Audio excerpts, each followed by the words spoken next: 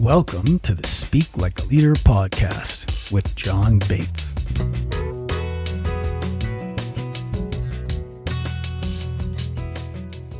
Welcome to the show.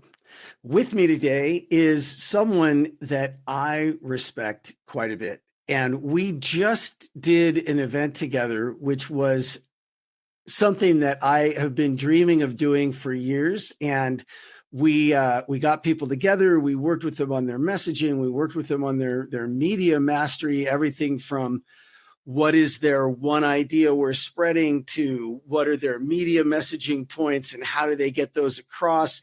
You know, one of our attendees was on the news twice the next day as an expert in his field. And you know, I am just so thrilled to know Mark Albert. Mark, I'm so glad you're here with us. Now, let me tell you quick about Mark. So Mark has had an award-winning 25-year career. He was in journalism. He was on the air at CBS. He led the National Investigative Unit at Hearst Media. He won a Peabody Award, other awards, and you can find him at linkedin.com/in/Mark Albert Reporter. And you can find him also at mediaadvisoryexperts.com. So, Mark, I'm just really, really thrilled that you're here. Thank you for joining me. Well, John, thanks so much for the invite. Really appreciate it. It's a total pleasure to know you and to be on your show. Thank you.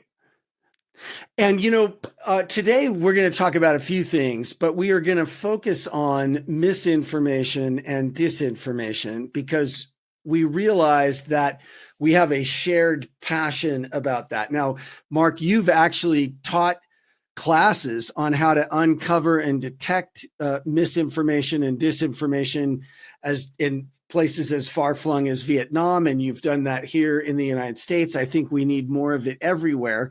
And it's something that you told me you are very passionate about. And I said, well, let's talk about it because I've been really, really wanting to talk to an expert like you about this for a long time. And I think that it's really appropriate here because we talk about communication, we talk about leadership, we talk about generating trust and loyalty. And I always talk about how, you know, it's a lightsaber and these tools are like a lightsaber. And when Luke Skywalker's wielding the lightsaber or Yoda, that's one thing. And when Darth Vader's wielding the lightsaber, that's another thing. And it sort of seems to me like that's misinformation and disinformation. And the dark side is better at using it. Absolutely. And unfortunately, we have too many Darth Vaders at the moment. And there's a supply and demand issue, which is that the supply of misinformation and disinformation is growing faster than ever. But so is the demand, John. The demand for believing things that are not true, that are provably false.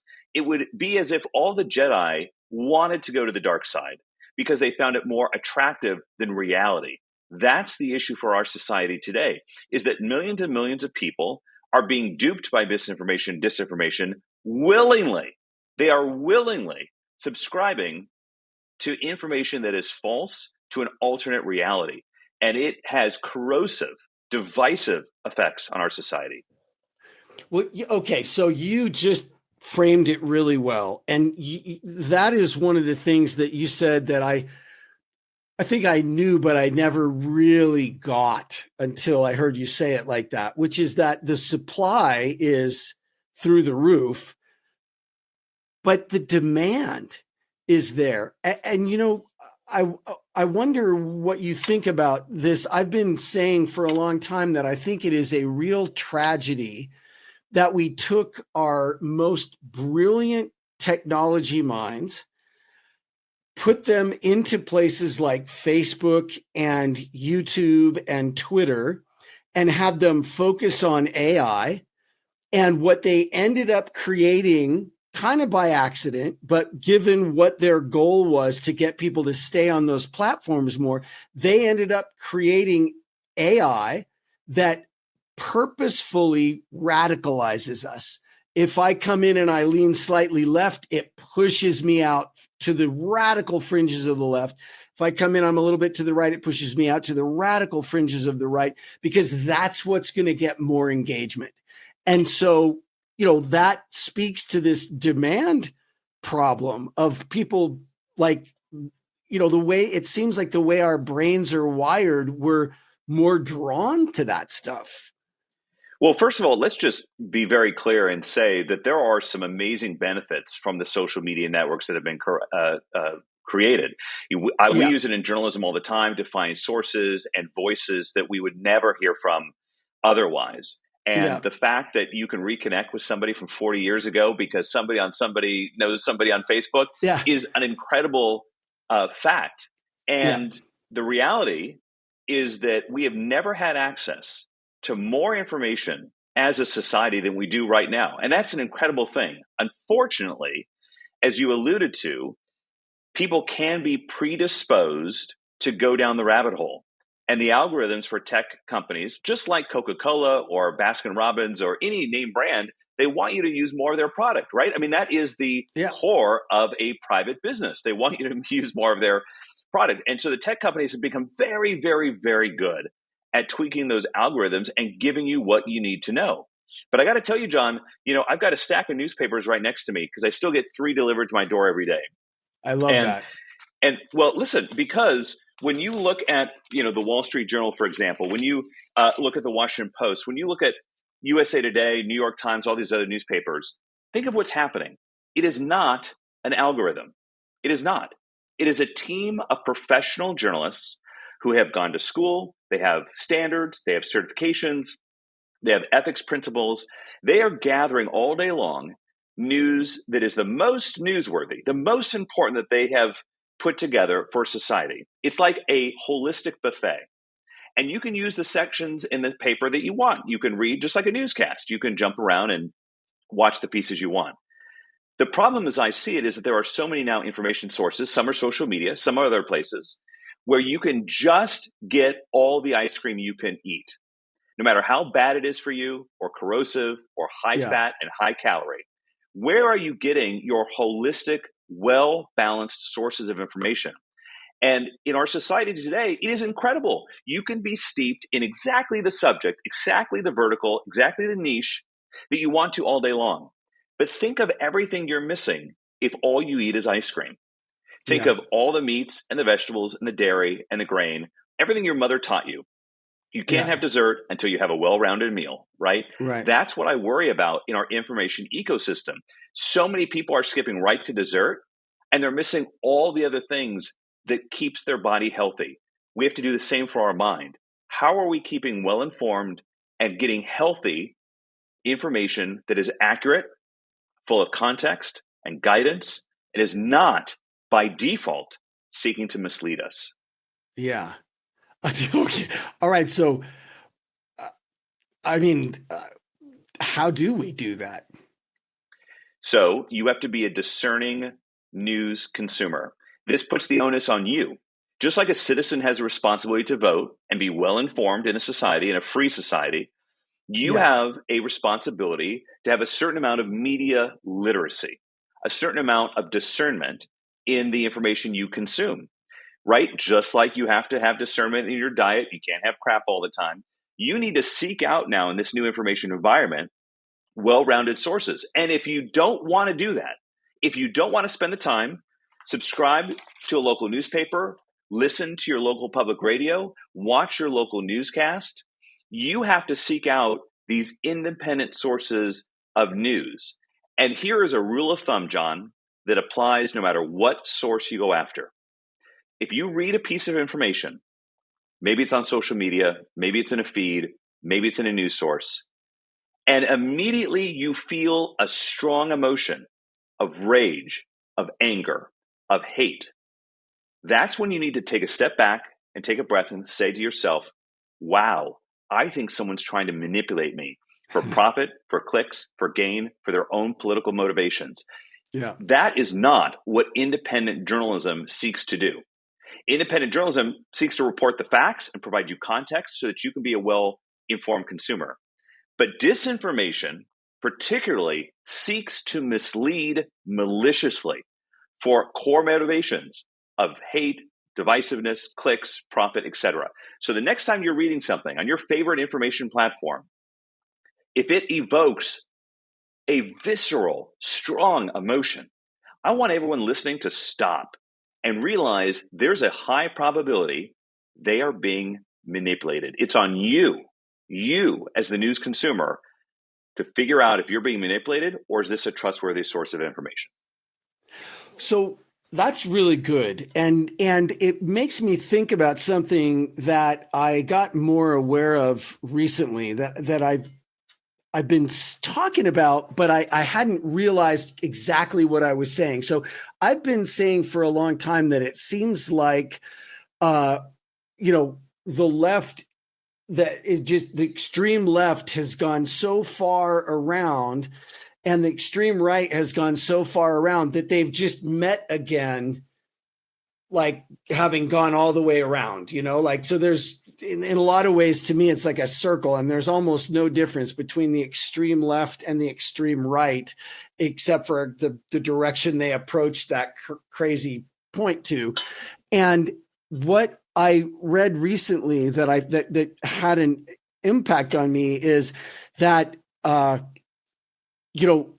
it's not just the people in quote unquote the other group, right? This disinformation that we're being really manipulated by, it's being put out by actors who don't actually have any philosophical or moral, like, attachment to anything. They're just trying to get everybody all hopped up and angry and not trusting each other and thinking the other side is so incredibly stupid, right?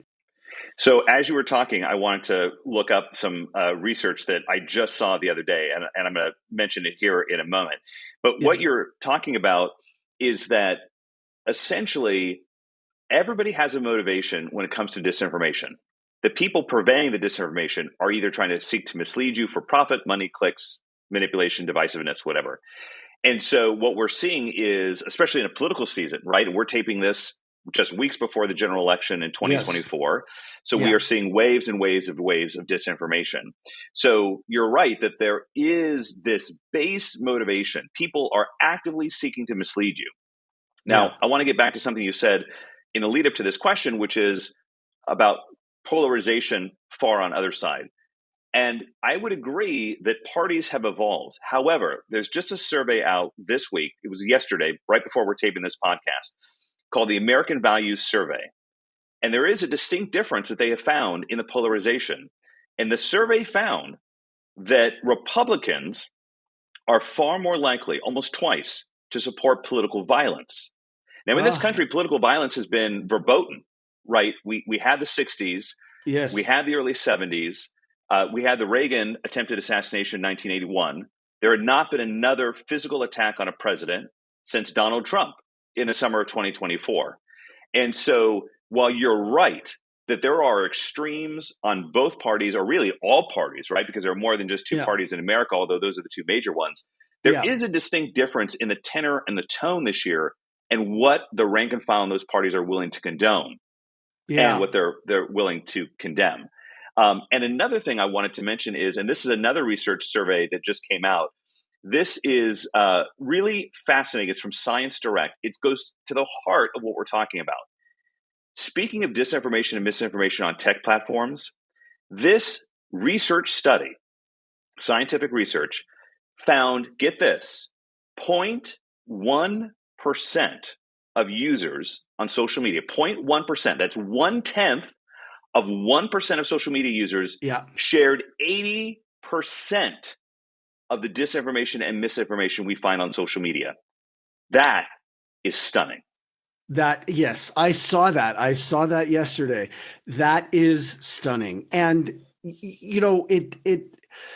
so let's go into that a little bit, because it's something that maybe you know more about than I do. Recently, a bunch of people got indicted, I guess, or accused of being paid disinformation sources on, on YouTube and Twitter and stuff. And my understanding is that they were all right-wing, extreme right-wing, maybe spokespeople. Do you know about, like, that seems like it would have been a bigger news story than it ended up being. And I wonder what's going on with that, because it seems like it's still happening. Do you know what I'm talking about? Well, we had some recent indictments of Russians that are overseas that are trying to manipulate and spread disinformation. And this is what's so scary. And this started really beginning in 2016, which the FBI, DHS, the intelligence agencies found that Russians did try to influence the elections. It's a fact. Yeah. And in 2020 again. And I actually interviewed the point person for election security at the Director of National Intelligence in 2020. And he said it's not just Russia, it's Russia, Iran, China, and other countries Yes, of that are seeking course. to Yeah. influence and interfere in our elections. And this has nothing to do with them physically compromising the voting machines and election machines. It Right. has to do with affecting our minds and Yeah. getting people to vote a certain way because of the disinformation and misinformation they see online. Now, here in the US, we have the First Amendment, and thank goodness that we do. And it protects a huge swath of speech. So if Yeah. I want to tell you something false about a candidate, John, that's not a crime. It is a crime to maliciously do it and cause real world harm. And so the Justice Department, after 2020, stood up an election threats task force. They have indicted, I think it's now up to almost 20 people for trying to, in real world harm, Yeah. with disinformation, misinformation, threatening election officials because they Right. don't like the outcome. That's not how it works in America, Yeah. right? We No. all campaign strongly. We vote for the person that we want to win. And at the end of the day, if our person doesn't win, we accept them as legitimate. And if our person does win, the other side does the same. That's unfortunately what we're getting Yeah. away from now. And a democracy cannot stand if the central tenet of elections is not honored by all parties. And so Yeah. for someone to threaten an election administrator who doesn't have any say in who wins, but just counts the votes, right? Yeah. Make sure you have enough paper ballots at the precincts, make sure there are poll workers. We can't be threatening the people who administer our elections because we don't like the result. If you don't Yeah. like the result, do a better job of convincing your fellow Americans that your policy on healthcare and trade and immigration and all this stuff is better than the other team. But you can't go threatening political violence, and that's what the Justice Department is really going after. Yeah. Well, gosh, and I mean, I think it's time. Like, I think there are a lot of people who are really frustrated by how slow moving it seems like justice has been on this one. Do you know why that is? Is it just, I mean, I guess it's hard work, but Well, the number of threats against election officials have skyrocketed in the last 4 years. And unfortunately, the very truth is that the vast, vast majority are from right wing sources, people who yeah. support the Republican presidential nominee and aren't convinced that the election system is fair. And let me just say for all of Yeah. your listeners, I've covered presidential elections since 2000. I've interviewed almost every Secretary of State in America. I did a 24-part series on election security. I have gone through physical absentee ballot envelopes to see if the rules are being followed. And I can say conclusively, there is no widespread fraud in America that would change the results of any race. There's no widespread fraud. There's no rigged results. There's no stolen election. I don't care if your listeners like it or not. That is the truth. And trust me, every journalist wants to break the story of the century. Every journalist wants to be Bob Woodward and Carl Bernstein. If there was widespread fraud, my colleagues and I would have moved heaven and earth to break that story. You know why no one has broken that story? Because it doesn't exist. Yeah. It's a fantasy. It is disinformation of the highest order. And shame on those who continue to spread that disinformation and mislead millions of our fellow Americans. Yeah. Boy, amen. I mean, that's the other thing that I think is an interesting problem. Like, I think we've got a perfect storm for disinformation right now. We've got bad actors who've gotten really good at it. and I think you're right. It's not just Russia; it's Iran and North Korea, and all of our serious adversaries. And then we've got social media and this huge paradigm shift in just how media is done and how it's distributed because of the internet. And we, that whole thing got so wrapped around the axle in terms of how does it make money. And I don't feel like we're spending enough money on good reporting anymore. And it's so hard, right? Well, John, so you and anyway, I, that whole yeah, you and I were at the Media Mastery Experts Live event in Washington, D.C. in September of 2024.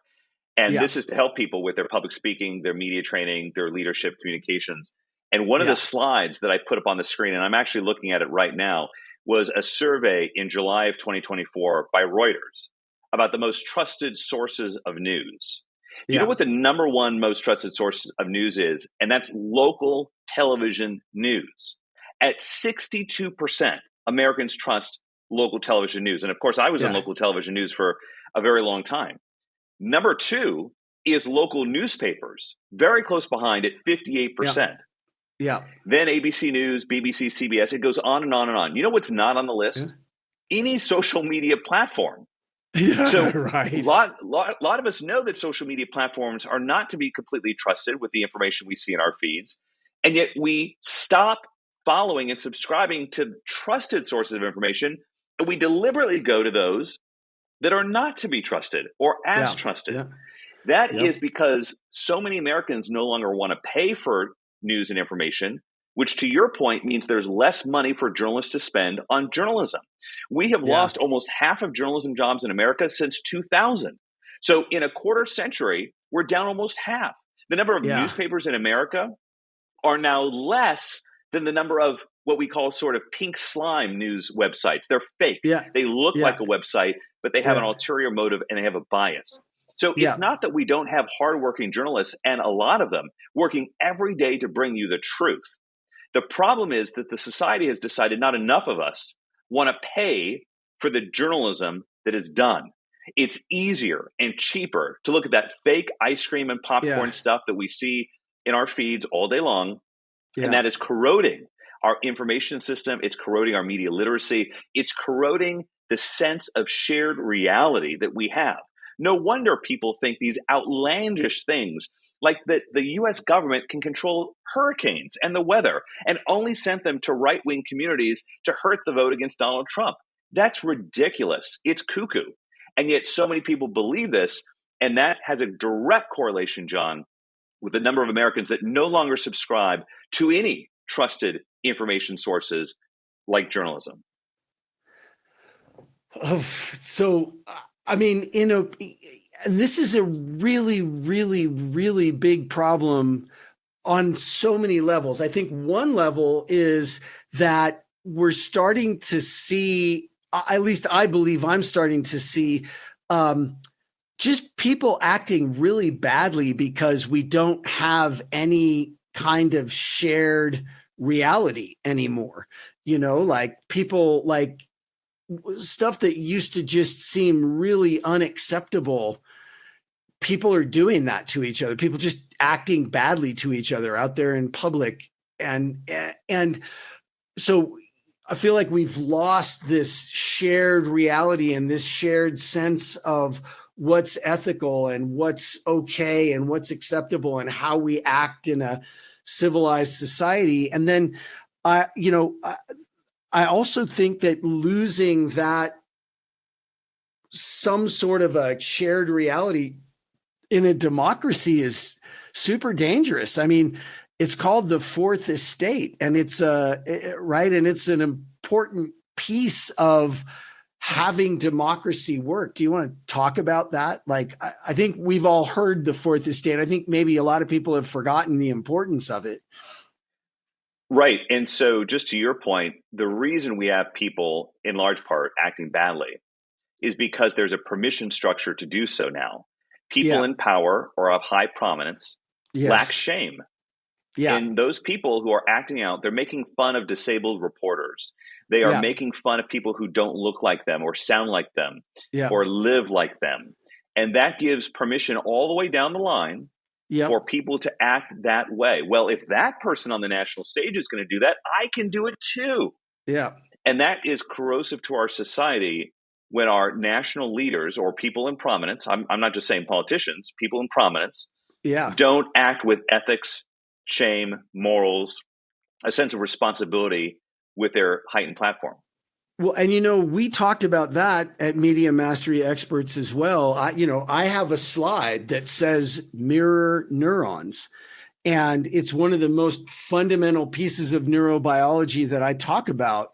And people are always mirroring up the hierarchy, whether they buy into it or not. And when we see people on the national stage in such prominent positions, just completely disrespecting the power of that position and being so completely out of touch with the impact that they actually have, it is just puke worthy to me.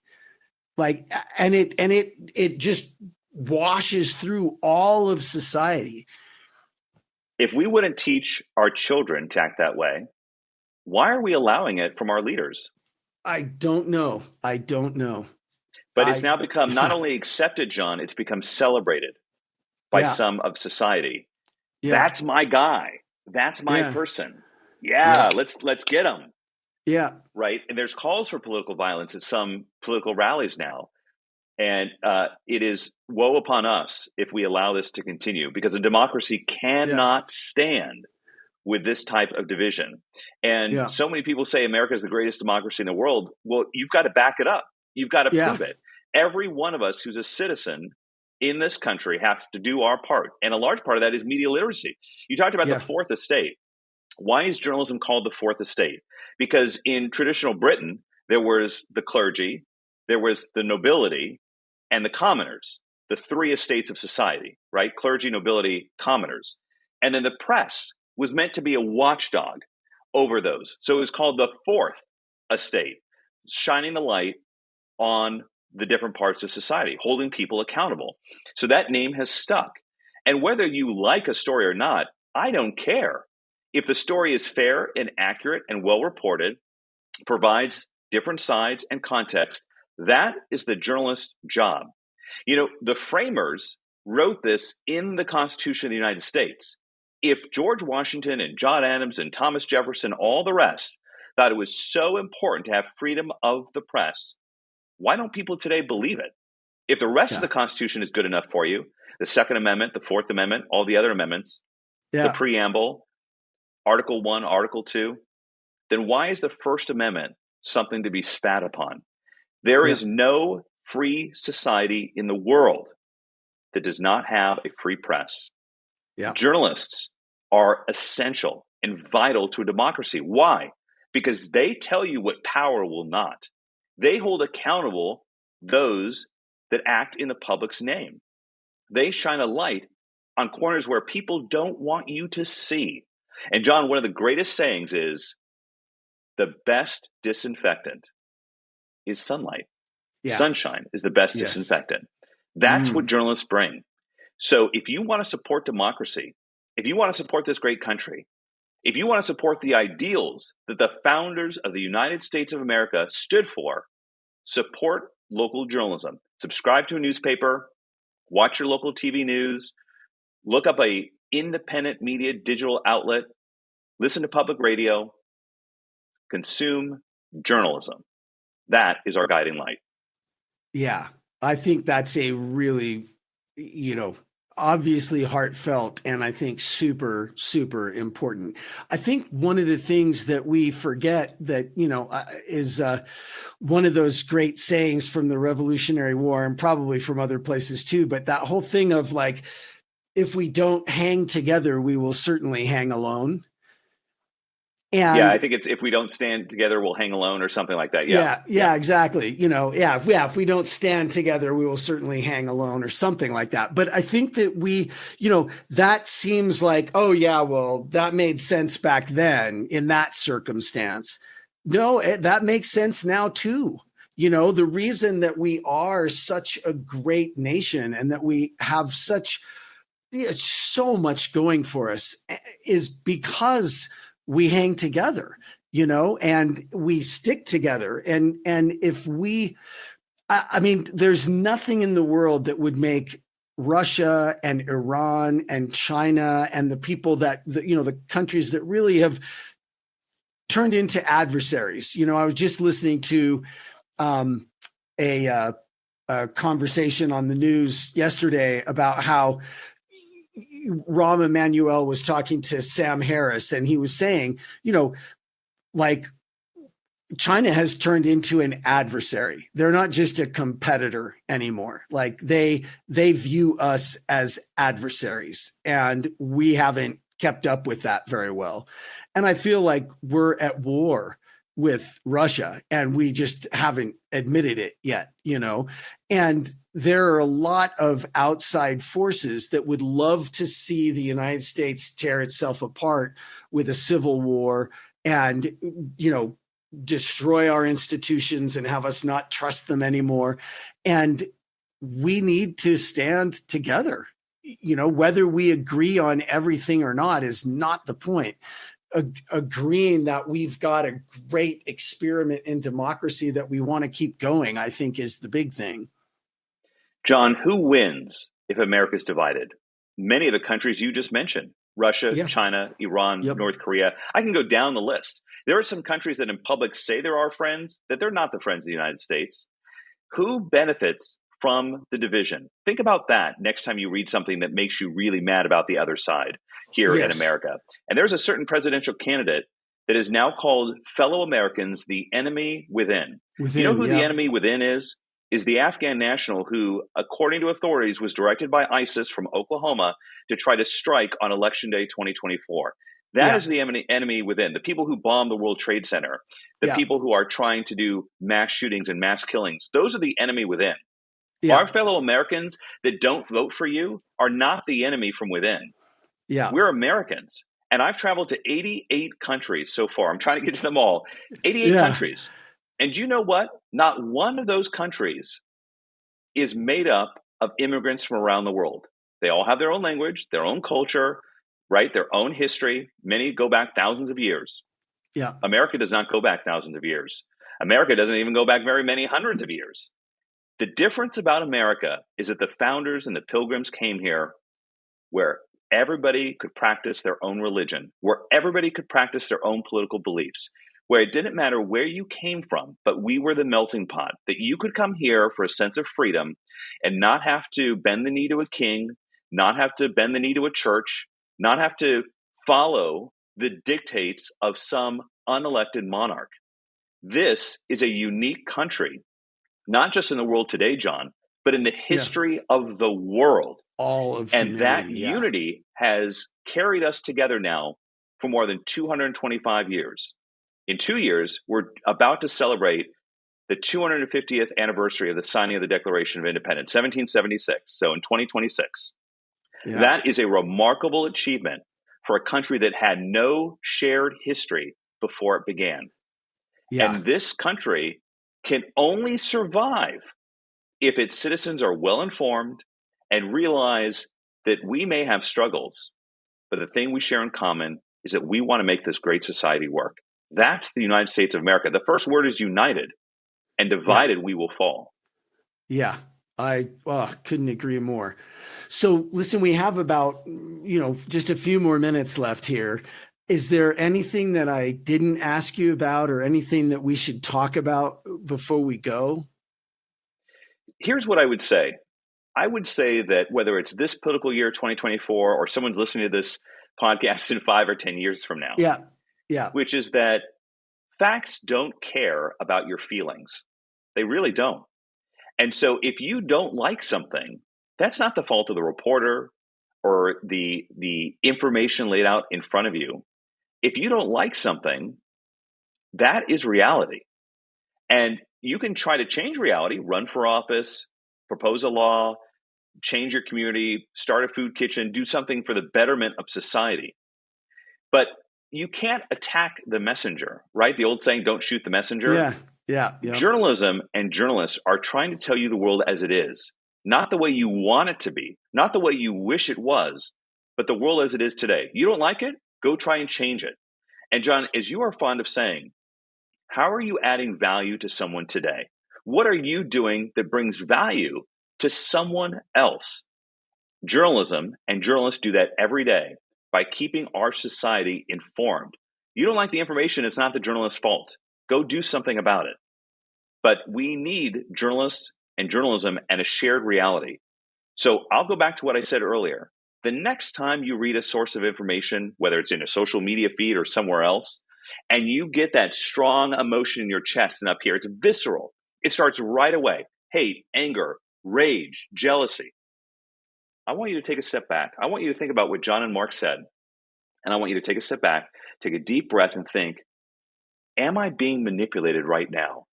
Because a traditional news source doesn't seek to make me angry or rage or hate my fellow American. I want every citizen to take a step back the next time you have a visceral reaction that draws rage, hate, anger, jealousy. That's not where you should be getting your sources of information. Support democracy, support journalism. Boom.